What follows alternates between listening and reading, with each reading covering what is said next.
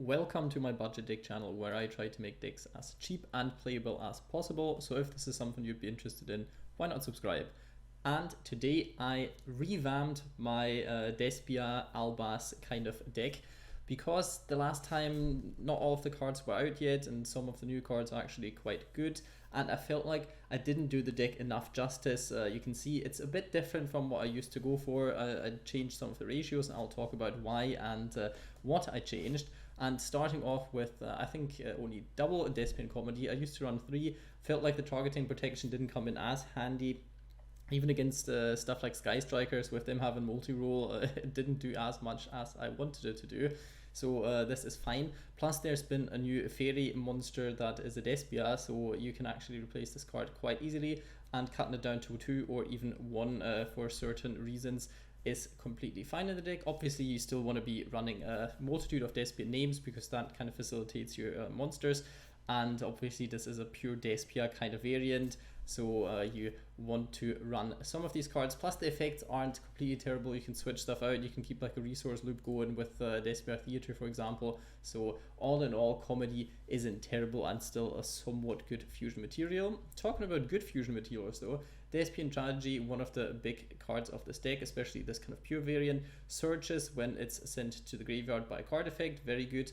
And also what it does is it can reset your branded spells from your graveyard, which is very good for your field spell, can be good for branded opening, and can be good for branded in red. In general, this card just does a lot and a multitude of things in this specific deck. Also, it works with things like Dynamiscus, so all in all, this card is a massive playmaker. You can see I cut down on the heralds by quite a lot. I decided to not run the spell one and cut down on the monster one by one. So we're only running 2 of this. Reason is it's still a good disruption, and if you go second, especially budget decks have not much they can do against your opponent, because if you don't run hand traps, then you have to rely on your opponent not FTKing you, first of all. Second of all, not putting up a board that has 6 negates or whatnot, so you basically cannot play, and most decks can't utilize all of their 6 cards in turn 1 anyway. So you kind of need a certain amount of disruptions, and I feel like this card at least does something like this. It's okay, not terrible, but it is fine in this deck. And this time I decided to go for the whole Edge Chain and Frightfur Patchwork kind of combo. I only decided to go for a double Patchwork, first of all for budget reasons, second of all also I feel like having 3, it sounds weird, but the card kind of breaks. Yes, you can send it still to the graveyard with stuff like Branded Opening, but I didn't want to draw 2 of these in my starting hand. And yeah, now I don't do that as much, so I feel like 2 is actually quite a good amount for this specific variant. And Edge Chain, good card, works for the fusion summon of stuff because the dark monster, and then triggers its effect and can still search your fight for a Patchwork, so it basically it extends your combo, and that is good, especially in this specific deck. Fallen of Albaz, cut down to 1. This card has massively disappointed me in playing, and that is mainly because either you couldn't really go into one of your fusions because the restrictions of the ones that are out so far aren't that good. Like, you need very specific things to actually go into the fusions, and then the fusions aren't even that good. Second of all, the discard can actually screw you over sometimes because you would have needed certain cards for fusion materials. Third, this card is very easily disruptible because it isn't super poly. You can disrupt this card, so I like it as like a neat little engine. Being able to special summon it off of Kaijus, for example, is nice. But overall, I don't think you need more than 1 Fallen of Albaz in this specific variant. Prove me wrong, but I felt in testing this card did more bad than it did good for me. Aluber, on the other hand, is one of the very big cards. It has a nice graveyard effect. It has a nice normal / special summon effect that searches. You cannot use them on the same turn, sadly, but that would be probably quite broken.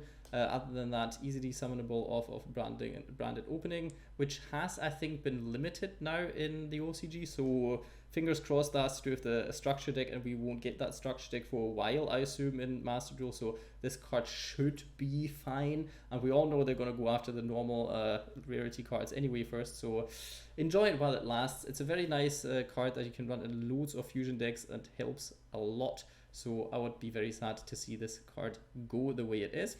And it supports Aluber obviously very well. Pumped up Dramaturge of Despia. You kind of want to run 3 of these cards, especially in this specific variant, but since it's a budget deck profile, I hardly want to go higher than 9 super rares for this. I decided to only run 2. You could cut 1 Albion, or you could cut 1 Despia Comedy if you have 3 of that and you want to be running it, because this card is a disruption basically, kind of ish, and it's a level 8 monster. And it special summon itself back, so you technically could use it again for a fusion summon. So this card overall is very, very resourceful in this specific deck. Triple Albion, the Shrouded Dragon. I will explain this with the fact that I only run 1 Fall of Albaz, and this card technically could send it to the graveyard. First of all, it could actually fetch an Ash Blossom from your opponent if they're very, very, very unaware. Just dish them out like there's some poker cards. Then this card could do that as well. It replaces itself by sending a card to the graveyard, so you basically deck thin, get rid of cards that you might not want to be drawn into at one point, and you can already from your starting hand see you might not be using, because the branded spell traps have, from your starting hand you can already most of the time tell, will I be using this specific branded card in my game? Probably, if the answer is probably not, then it is fine to dump it to the graveyard, put this card back into the deck, and draw another card, so you can fix your hand a little bit. It's a level 8 monster, and it's not actually that hard to special summon, because we run a multitude of branded spells, of which we will not use all the time. So being able to special summon this card from your hand can be very helpful, especially if you go second, or in a scenario where you survive your opponent's turn and then maybe want to go into rank 8, which this card would facilitate as well. So overall, I really like it. Plus, in the graveyard, it becomes Fallen of Alba, so if you use it as a fusion material, then it can be used with stuff like branded in white as well. Plus, it's a dragon monster, so that also works anyway. Ad Libitum of Despia, very good card in this deck. I don't know if 3 is the right ratio, but since it's a level 8, it's nice, I like it. And it can recycle stuff, which is good. The problem with it is, going first, you won't have that much to recycle usually, and it's not that helpful then. But going second, you kind of need to be able to fuse it away again. So if you draw into it, then it can be problematic. But overall, I think this card is still very strong. But this is also a card you could cut to 2 if you like, for a Dramaturge, for example. Other than that, very good resource reoccurrence, which can help you get Aluber back, for example, trigger the effect again, and so on. I decided to run 2 Kaijus. If you have 2 Super Poly, you could also run this, but I like Jizukiro because this card is actually light, and that can help you go into your Despia and Proskenyan, a card that should be a bit better than it is. Don't get me wrong, it's not terrible for a fusion monster that needs 3 materials. Sometimes rubs me the wrong way a little bit, but I don't know. You will be good into this sometimes, and being able to steal your opponent's extra monsters in their graveyard can be very nice, but you obviously have to get to that stage and then still have 3 monsters left to summon into it. So a lot of the time doesn't really come up, but it could. Another mentionable card, also 3 Dark Fairy monsters, is the first Dark Lord. You could mix this whole deck with Dark Lords, but it would make the deck a lot more expensive since all the good Dark Lord cards are at least super rare. So I did not want to include them in this budget deck profile whatsoever, because I could not find a version that could fit them all in and still is either viable or cheap. So yeah, you could run this card by itself, but I feel like it's good, but it isn't amazing. Like, yeah, 4000 attack, great. This is something that this deck maybe lacks, and you can't use the nuke effect. And you also, the special summon effect is neat, but not perfect. Like, it's good, but I don't feel like you need to invest a ultra rare into this. But if you have it, might as well splash it in for one of the Proskenyans. Triple Poly, because this is a fusion deck, and you actually gain some resources sometimes in this deck by fusion summoning. So having a Poly in hand isn't terrible. Problematic is if you have 2 or 3 in your hand, because most of the time you won't be doing anything. And if then your hand also includes 1 Patchwork, then you're kind of screwed. But Patchwork at least gets you into one of your Etchem chains. In theory, you could play the other way around, play 3 Patchwork, play 2 Polys, but I kind of liked it more this specific way. You definitely want to be playing 3 Polys though, I feel, because otherwise you might be running into situations where you can't fusion summon, and then without being able to fusion summon, this deck is even worse than it is with fusion summoning. So 3 Polys seemed fine. Already talked about Patchwork. Branded in white is next. A card that you don't have to run. You could cut out this card and could cut out Albion the Branded Dragon if you like. I like it because it kind of facilitates rank 8 plays a bit, and also you can search it in this deck, so at 1 it's not terrible. You could send it to the graveyard as well with Albion the Shrouded Dragon, and it's nice to extend your plays from time to time. It's not too hard to pull off the fusion from the graveyard. Banishing stuff can be neat, so I would run it at 1, but understand that if you don't have it, if it's super rare, you don't necessarily need to run it. Same goes for Bandit Bond. It's a card that can get you a dragon back, because in the graveyard it becomes Fallen of Albaz, so this can facilitate some rank 8 plays as well. And if your Fallen of Albaz is in the graveyard because you dumped it to the graveyard, for example, or because it's banished, you can get that back as well. This card is actually quite neat. Would be even neater if Albion was counted Fallen of Albaz in hand as well, but it is not, which is problematic obviously for fusion summoning and for Branded Bond. But it is what it is. This card is searchable, but you could cut it if you feel like it's too bricky. I see this card a lot more in my opening hand than I should, but the good thing is you could also discard it from your hand with Albion, the Shrouded Dragon, and then special summon Albion. So in total, it adds to the branded count, and it's not terrible is what I would want to say. Despia Theater is a very good card. Obviously, it fusion summons, which is great. It's searchable, which is great. It's a branded card, which is great. And it has this cheeky thing that if your opponent runs over one of your non-fusion fairy monsters, then you can actually get one of your fusion monsters back, which is very, very, very good. It even works on card effects, so it's not just battle, and yeah, it has to be level 8 or higher fusion monster, but we only run those. This is not the Shadow variant, so Winda's out of the question anyway. So this effect can be quite nice, especially if you get Aluba's second effect off and summoning it back. And also it works with Despia and Comedy, tributing your fusion monster and then basically summoning it back, because they kind of have to get rid of Comedy anyway. If they get rid of your field spell before this, well, tough luck. Branded Opening, already talked about it, very good card. You can discard one card and then take one Despia monster from your deck and add it to your hand. It does trigger stuff like the Shadows, which is great, love it, because it doesn't send for cost.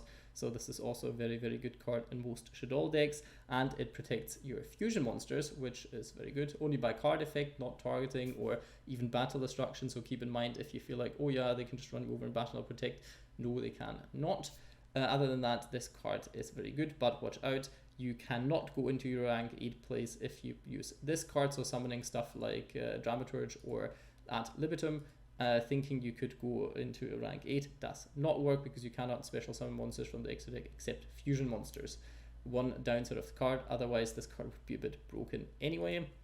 Branded in red, another nice inclusion from the newer cards. You can target one Despia monster or Fall of Albaz in your graveyard, add it to hand. Then you can apply the following effect. You can fusion summon one level 8 or higher fusion monster from your extra deck by banishing fusion materials mentioned on it from your hand or field, which is problematic sometimes, the whole banishing thing. It still works for certain effects, but you lose some resources, so be aware of this. Plus, this is not a card that you can actually use to fusion summon going first a lot of the time, because if you don't have another fusion card, then you won't have any branded card in the graveyard. The good thing though is, technically you can go into your Fallen of Albaz fusion. If you have Albion, send Fallen of Albaz to the graveyard, and then you could go into stuff like your Albion the Branded Dragon. Then it's good to have a light monster, for example.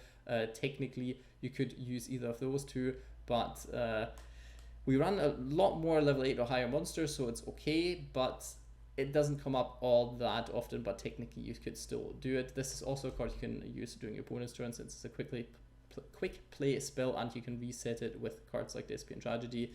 Other than that, would have been nicer if it actually added a banished card back to your hand, but it doesn't, so it's okay. It's not great. I feel like 2 is fine, but it adds some more depth to the whole deck. One, Dynamiscus, for going first. It's a nice card. It triggers stuff like Tragedy, so that's fine. Your graveyard somehow is useful, so it doesn't hurt you too much, even though it's a fusion deck, and you could technically summon it back, but then not even use it for fusion material. It's an okay card, but you could run any hand trap instead of this. Screams of the Branded, I tried to include, and it worked out for me, because you being able to recover your fusions is actually quite crucial in this deck, and if not, you can just still discard it from your hand to summon Albion, so it's not totally wasted. Since the main reason of this deck is to actually spam out fusion monsters, or at least get some on board, this card does stuff for your deck, but if your opponent obviously clears your back row before they get rid of your fusion monster, it does not matter. Other than that, for the extra deck lineup, 1 Brygger the Glory Dragon, just targets for the Fallen of Albaz. Same for the Iron Dash Dragon, even though this card effect is actually sometimes helpful. Sadly, it only destroys face-up cards, but I guess that's what is to be expected.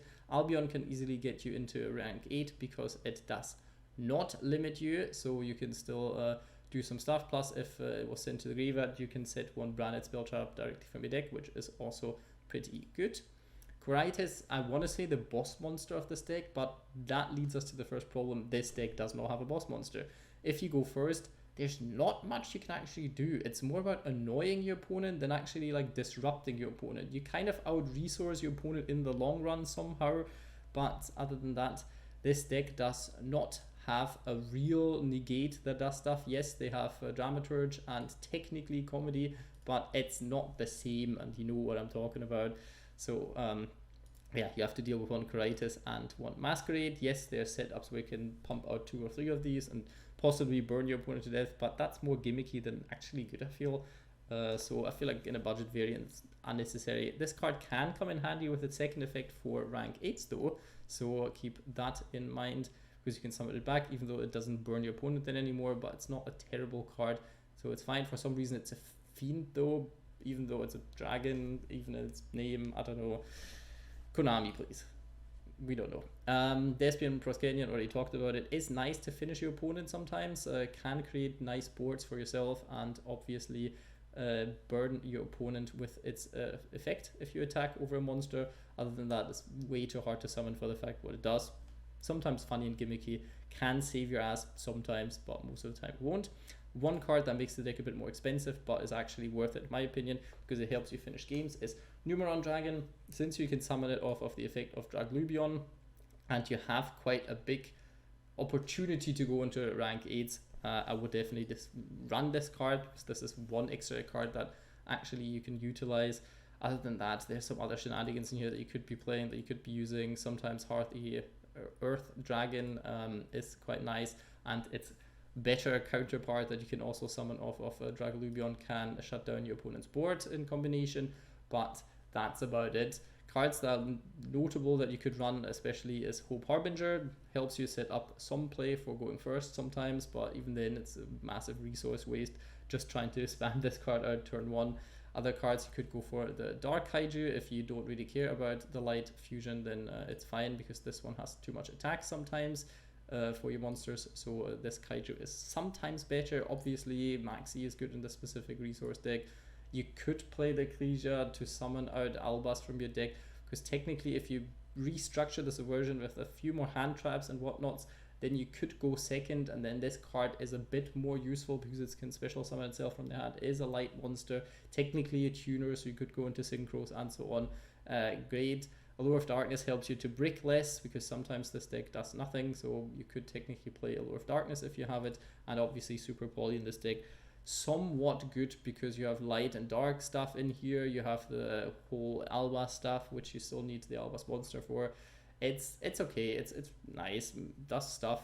It's kind of a power card anyway, but you could also run any other hand traps like Nibiru or whatnots, and it would still do things. So in total, I don't feel too bad about not running this card. That's the deck profile. If you enjoyed it, give it a like, subscribe, comment, blah blah blah, all of these things. But most importantly, I hope you have a good day.